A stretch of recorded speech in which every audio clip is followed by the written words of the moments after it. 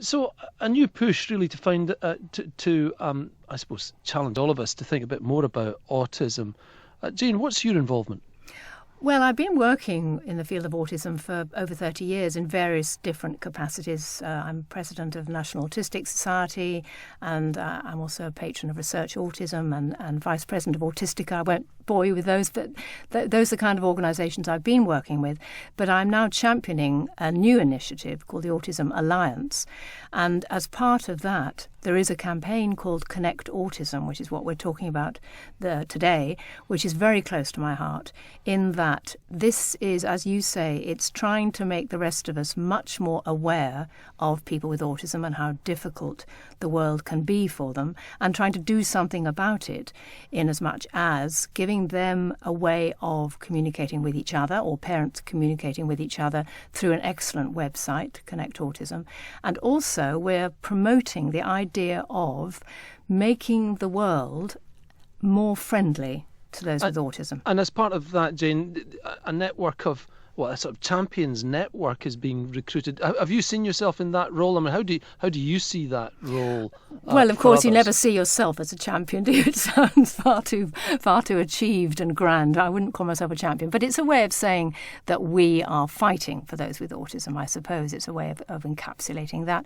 And as part of that, we've had a so far very, very successful campaign in England, which we're hoping very much to roll out into Scotland before too long, and getting people signed up, particularly people like GPs, which you'd think would have happened before now, signed up to making their facilities more autism friendly. And with a very few adjustments, this can be very easily done. For instance, in my own field, in theatre, there are quite a few theatres now that will put on, and cinemas, that will put on autism friendly performances, which means you can take your child or your young adult along to a performance and not be worried if they're going to make funny noises or rush around the building or generally sort of make life difficult. It won't matter, because the performance will be geared towards them. And if there's any sort of loud bangs or surprising flashes or anything, they'll either be cut or that the audience will be well warned of them so that they'll know what to expect. So little changes can make such a big difference.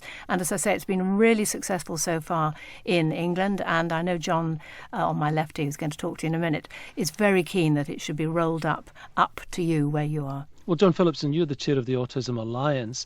It's surely true, isn't it, that there is much greater public awareness of autism now than there was, say, 10 or 20 years ago?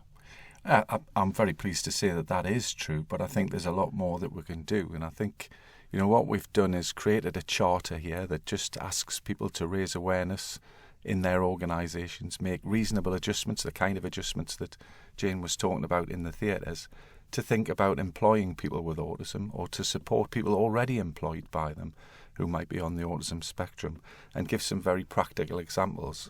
The good news is we've got a lot of companies here in England who are signed up to the charter, and they're working with us now. We're doing training work with their staff, and of course their staff are members of families, members of communities, and we're really just trying to spread awareness at a much broader level. And I suppose the way of doing that, though, particularly with businesses, when it comes to things like retail or entertainment, is to show in what way it benefits the business, John. Well, I think there are clear examples. And the theatre example that Jane just used, for example, in my area in the northeast, a theatre agreed to work with us, and they did a relaxed performance of a pantomime.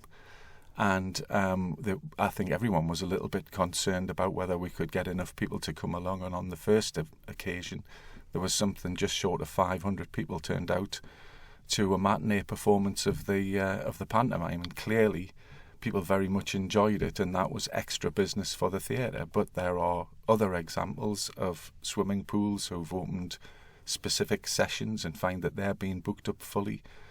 So there is a market advantage. There is a profit incentive for a lot of people to think differently. There's examples of stores last Christmas who had special shopping sessions where people could take kids along on the autism spectrum. They did that not only because it was a good thing to do, it clearly was something that was economically advantageous. And certainly in terms of employment, you were mentioning earlier, we know that there is a vast pool of talent out there that is not being used because people are worried about the way that people with autism can present slightly differently, can appear perhaps a little bit odd or a little bit aloof. But of course, so many people with autism have talents that we neurotypicals just don't have.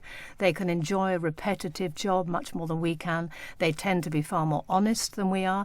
They are very, very happy. Sometimes, I don't want to have any cliches, but many of them will be very happy working in technology because it's supposedly predictable and less sort of emotional and strange than we neurotypicals are. So we know, and we have put in place many people into work who have autism, and it's been immensely successful, and they are treated as very precious and very reliable employees. So there's all sorts of reasons, and as John said, commercial reasons. It's not just an emotional thing that we're after here.